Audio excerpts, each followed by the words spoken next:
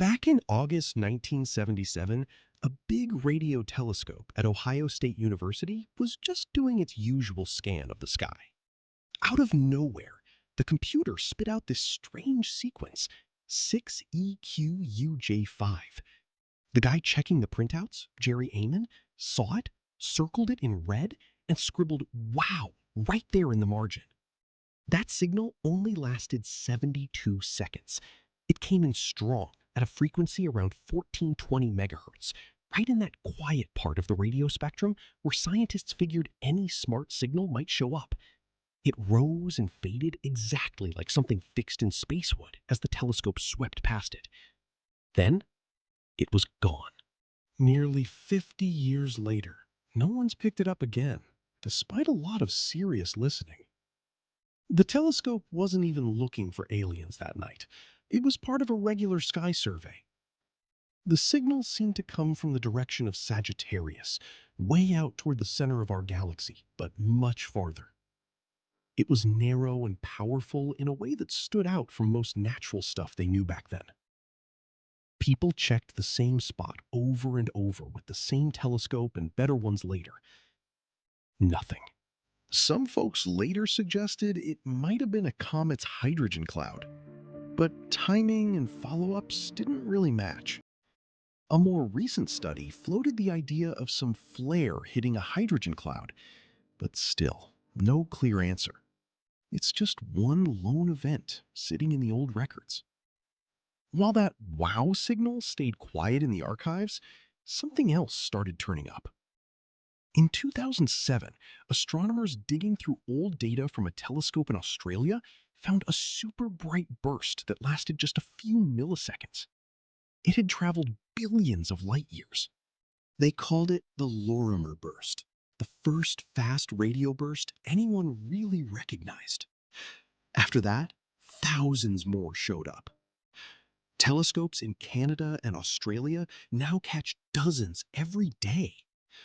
Some come from galaxies near the edge of what we can see, over 11 billion light years away. A few even pop from ancient galaxies where stars aren't even forming anymore.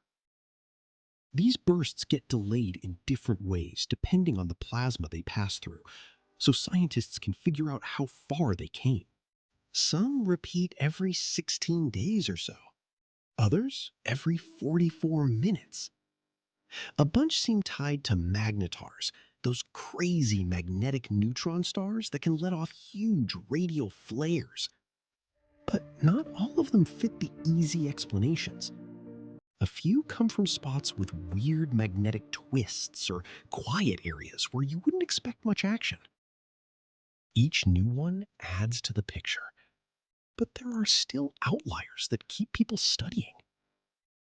All this watching happens inside real human systems. Telescopes run on tight budgets and schedules. Most signals get filtered out fast as local noise from planes, satellites, or even kitchen microwaves. Only a few get deep follow-up. That 1977 printout was one of thousands. The scientists published it right away, but you can't just stare at one patch of sky forever when there's so much else to study. Modern projects like Breakthrough Listen do hunt for possible text signals, but they balance it with everything from pulsars to cosmology.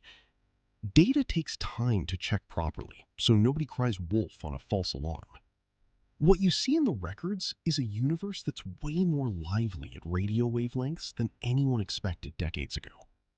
Signals cross huge distances, shaped by all the stuff in between. Some pulse in rhythms that hint at spinning or orbiting objects. Others flash once and disappear. The power involved in the bright ones is enormous for those short moments. And it's people who decide which frequencies to tune into, which parts of the sky get priority, and what counts as worth chasing. Committees, grants, and available gear shape what we notice. We keep catching these flashes from the deep edge, mapping more of them every year. But that one from 1977 that made a guy write "wow" on a piece of paper still stands alone. The universe keeps sending its traces, We keep listening through the filters we've built ourselves, wondering what else might be slipping through.